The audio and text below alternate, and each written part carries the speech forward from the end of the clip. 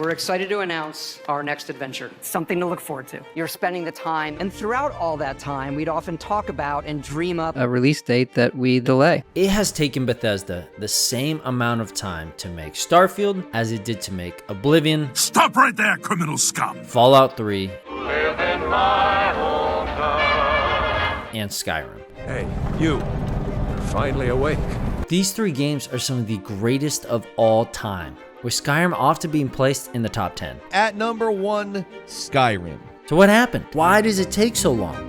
Where's all the games? Cyberpunk has actually been delayed again. In 2007 alone, we got Halo 3, Mass Effect, Portal, TF2, BioShock, Super Mario Galaxy, Uncharted, The Witcher. Holy crap, I couldn't even get that out. Not to mention all the great games in 08. We're all looking for that special someone. 09. I'm sensing some history here.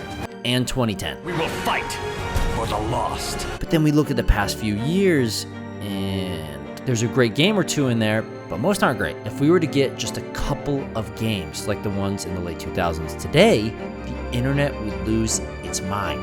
Oh my God! Woo! Sometimes I wonder if it's just nostalgia, me idolizing the past like so many of us do. But looking at these lists of releases, I think it was better. Every year in the 2000s, studios brought their A game.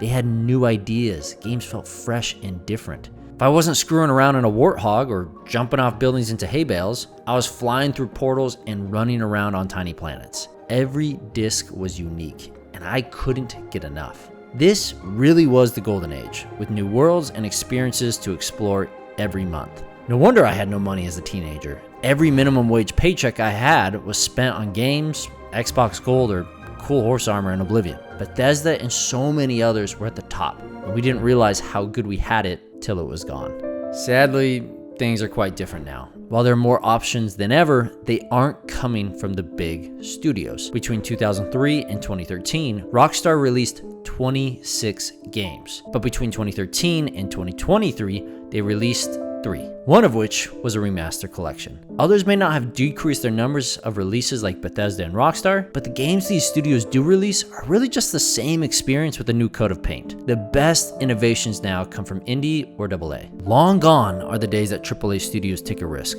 and it sucks. I'm a huge advocate of indie games, but the reality is these small studios will always be limited in scope. They can't build games like Starfield, at least not yet. Money is vital if you want to make something enormous like this, with all the bells and whistles.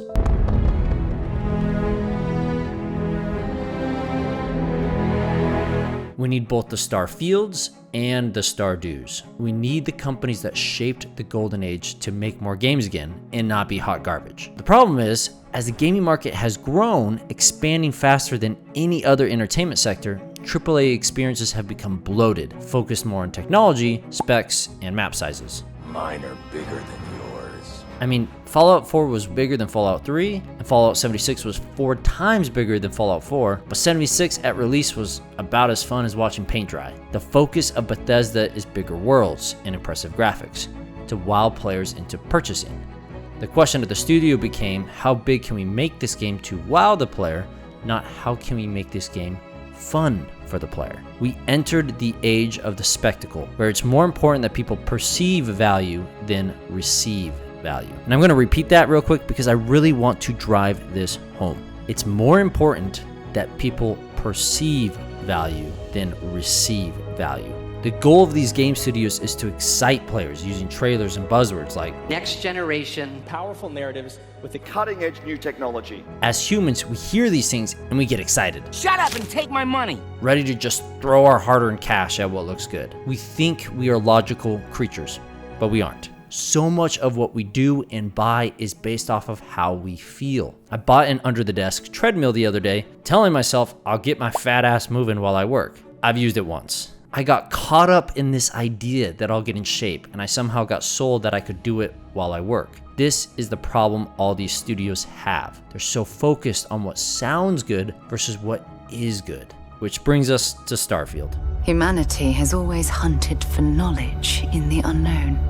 The next spectacle from Bethesda. Like most Bethesda games, Starfield has the RPG mechanics we've grown to love, but on a galactic scale. With thousands of planets to explore, there's an endless amount of indigenous life to discover. The size of this game is absurd. Although Starfield is Bethesda's first new IP in 25 years, Todd Howard described the game as Skyrim in space, hinting at what's really happening.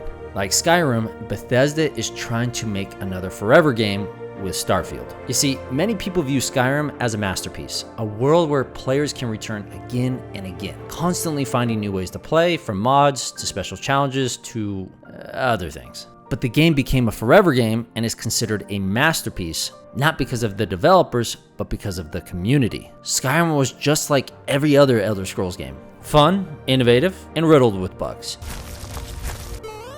But what made this game so different was that Bethesda unintentionally made it a sandbox, a place for players to build whatever they could imagine in the world of Tamriel. But unlike so many mod-based sandbox games before it, Half-Life, Doom, Portal, this time you had a whole world and cast of characters to mess around with. It's why the game had such an incredible lifespan.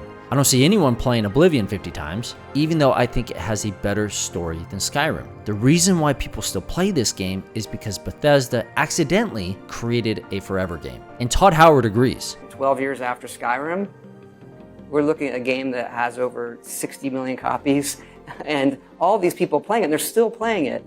And so we have learned we need to build in from the beginning a game that has this long-term play thought of. So that, hopefully, people are playing Starfield a long time from now.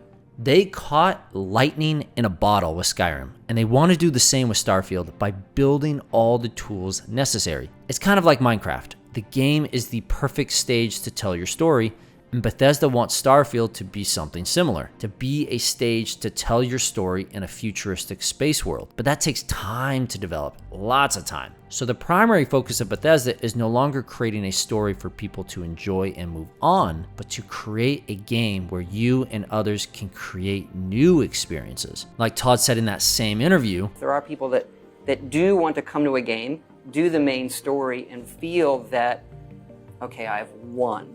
I can now do something else. I think that's okay too.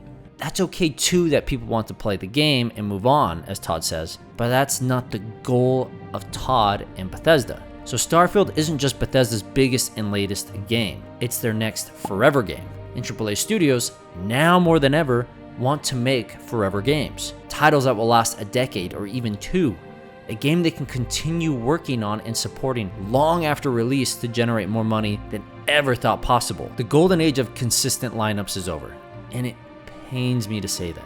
Whether we like it or not, these forever games are here to stay, and they take a long time to make. It's why we still don't have GTA 6, and why we are probably 5+ years away from playing the next Elder Scrolls game, even though it was announced 5 years ago. This is also why Starfield was announced so early in its development. While the team at Bethesda has been passionate about this project for a decade, it's still a new property, and it's likely they needed to test the market and players' reception, carefully gauging how people responded to the trailers and gameplay. They were testing the waters to see if players would spend 10+ years playing it like Skyrim. But perhaps we're letting scope and technology dictate too much. There's an important space for massive, sprawling spectacles that take many years to create, but there's also a space for AAA games that I play through once or twice and move on. I don't need large, sprawling worlds. Give me something small, but packed full of interesting people. Give me the linear games of the 2000s that took 2 years to develop and 2 days to complete. Although I'm excited to play Starfield, I can't help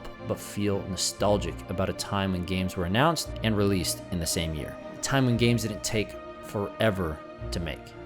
This week's indie game highlight is Slime Rancher. Do you want to play something that is the definition of chill? A farming sim that's focused on breeding slime, and Slime Rancher is the game for you. The art style is fun, and the music is wonderful. I'd highly suggest this game if you're looking for a relaxing experience. And don't forget, if you have any game suggestions for our next video, check out our Discord to determine what game we should feature next.